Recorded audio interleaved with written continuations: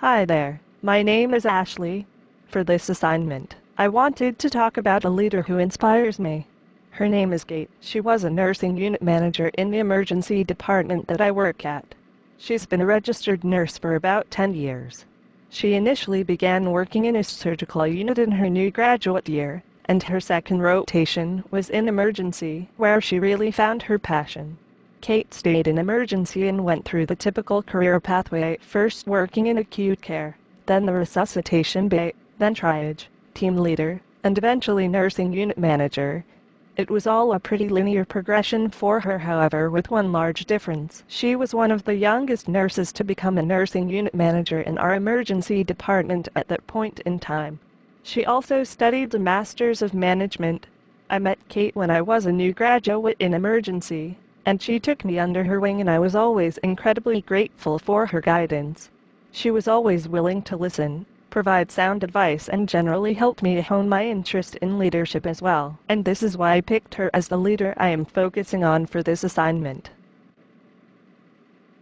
When I first started learning about contemporary leadership theories, the one that always stuck out was the servant leader, and I quickly figured out why. Kate, this funny, empathetic and caring nurse who had nurtured me from a baby nurse to a budding leader, exhibited a fair few of the servant leadership traits. The reason I believe Kate is a servant leader is due to a few things, primarily as her focus has always been on serving others, from her peers and junior nurses, to doctors, and finally, of course, to her patients. There are not many people in the department who can say that Kate didn't improve and enrich their careers and their lives in one way or another.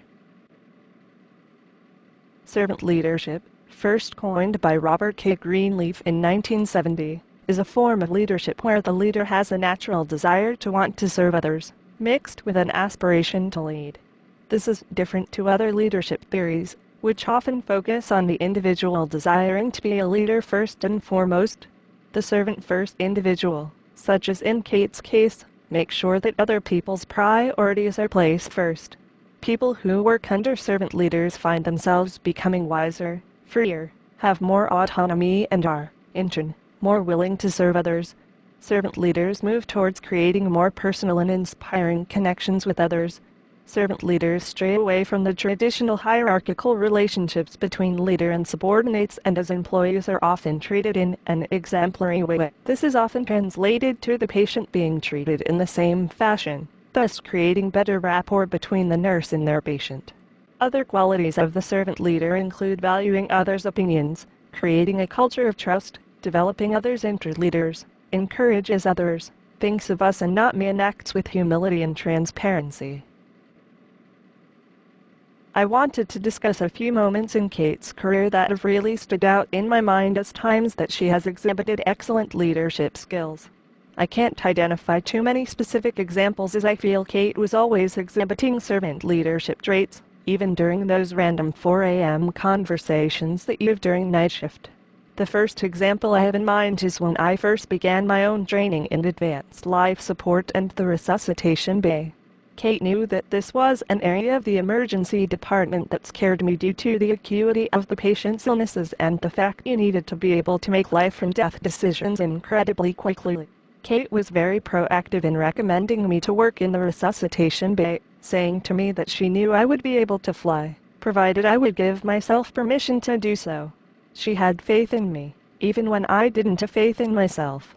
She knew what I was capable of, and saw my potential before I saw it myself. With a very gentle push into the deep end of working in the resuscitation bay, I quickly found my feet and my inherent passion for taking care of critically unwell patients. Now, this is an area that I love working in, and I feel like this is the reason why I became a nurse: to make quick decisions, pick up on deteriorating patients, hone my communication skills, and learn to moderate my temper, for which I was notorious for. I remember one moment quite fondly. We had just experienced an unexpected death of a patient, and I remember seeing Kate holding hands with his wife, crying alongside her. Initially I thought this was a bit unusual because Kate didn't really know this patient all that well. A few weeks later a card arrived on the tea room table, which was addressed to Kate and a few of the other nurses who had taken care of this patient. The patient's wife expressed incredible gratitude for the nurses that cried alongside her on that night. In that moment, which I consider to be a light bulb moment, I suddenly realized that I didn't have to be this tough nurse who never showed emotion. In fact, maybe patients and their families appreciated it when we showed our more human side. Since that I have learned to cry alongside my patients and their relatives if I feel sad or upset about something that has happened. Kate is an incredibly transparent and realistic person, which is a quality that I see as a very positive thing to it in a leader. Knowing that Kate was able to cry alongside this patient's wife, show her emotions and be a real person, that was a powerful life lesson for me. So my entry into the resuscitation bay carried a lot of lessons that I learned from Kate. Firstly, to trust the process and myself, and that I was indeed ready to work in this new area, but also, to be human, real and transparent. This transparency is a quality of the servant leader that I consider to be a real asset. Another memory of Kate's leadership style is the fact she was always leading by example and wasn't afraid to get her hands dirty if needed. She wouldn't just sit behind a computer and tell us how to do our jobs, instead quietly performing some of the tasks we were sometimes too busy to do. There were countless times that she would get a bedpan for a patient, take blood tests, perform an ECG and so on. I remember thinking it was really inspiring to see someone who was down in the trenches with us. I always felt inspired to work harder for Kate, because I knew she was working alongside us to achieve the same goals. Additionally, if I ran into strife, for example, getting into an argument with a nurse on a ward about not giving a medication, I could always go to Kate with my issue. I would always be greeted with, "Hey Ashley, how can I help you?" When I would proceed to tell her my problem, which sometimes was my fault, or sometimes not, I was always greeted with the same response, "Well, that's not ideal. But that's okay. We'll figure it out." Even if I made a mistake, I never felt like I was being punished for it. Instead, I was able to tell her, not be judged, and we would sort out a solution together. This non-judgmental way of working was always really helpful for me, and as a result I always felt like I wanted to work harder for Kate, because I knew I would always be appreciated. This is a true servant leader, listening first to my problems, being empathetic if I was feeling frustrated and always pushing me to grow. Kate would never say, "Well, you should do it like this." She always challenged me. She would say something like, "What could you have done better?" I remember one example of a particularly hard day I was having, and she pulled me into the corridor, where I had tears brewing in my eyes. I hadn't even told her I was upset, but she knew by looking at me that I was struggling. She hugged me and said, "You've been working really hard today. You've been getting your butt kicked all day and your patients have been sick. But you will grow from this. You will survive this. And also, don't cry. You've got an hour left of this shift. Cry when you get home." In this funny, tough love kind of way, she made me pull myself together, get a grip on my emotion, and I finished the day off strong. And I didn't cry about that day. The last moment that sticks in my head is perhaps the most powerful moment, because it was a deeply personal issue for Kate that became a conversation point in our department. In such a high-pressure environment, with such big personalities, rumors and gossip can spread like wildfire. For anonymity, I'll use pseudonyms. Nurse A was found to be doing something that broke patient confidentiality by Nurse B. Nurse B, who was a close friend of Nurse A and Kate, confided in Kate, out of work hours. Servant leaders are honest above all else, so Kate felt she needed to do something about this information she received, so, subsequently, brought this issue up to the nursing manager at the department. In the strange, roundabout way that things occur within hospitals, Kate was strongly advised to take a nursing unit manager position in another ward, which meant leaving the area of nursing she had always been incredibly passionate about, emergency. Kate lost Nurse B as a friend, and this issue really polarized the department. You were either on Kate's side, or Nurse A's side. Of course, as I had developed such a close relationship with Kate, felt that what she had done had been correct. She was told by a colleague about another nurse breaking patient confidentiality, and escalated it appropriately. As a result, she lost a lot of friends, divided a department, and had to leave the position she loved. However, despite this fall from grace, Kate was ever so graceful about it.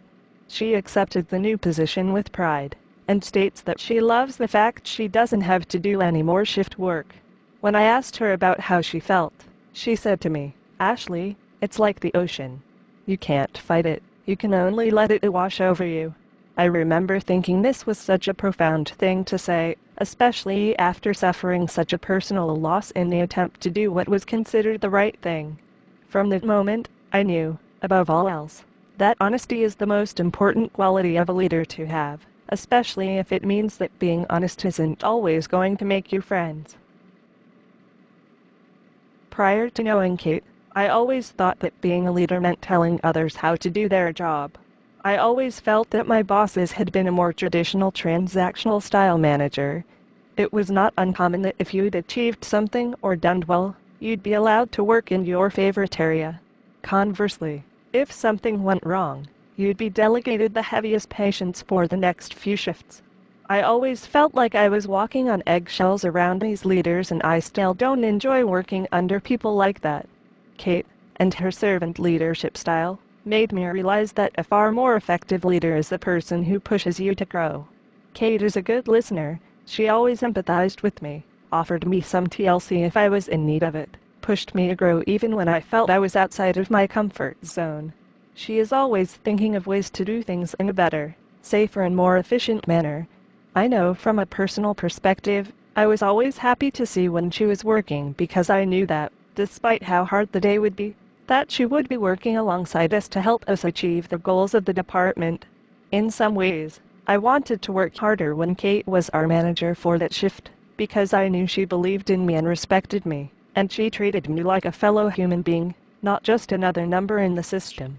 This style of leadership is one I want to emulate when I become a leader eventually, because I remember having some of the happiest and funniest shifts when I was working with her. A waiting room with 50 people, and it didn't feel daunting if I knew Kate was by my side, helping everyone push through it. Whilst I am sad that I no longer work directly under Kate, I still make an effort to visit her in her office when I can, and she always expresses such sincere interest in my life and my job. I am truly appreciative for what she has taught me, both about myself, but also about what it is to be a servant leader.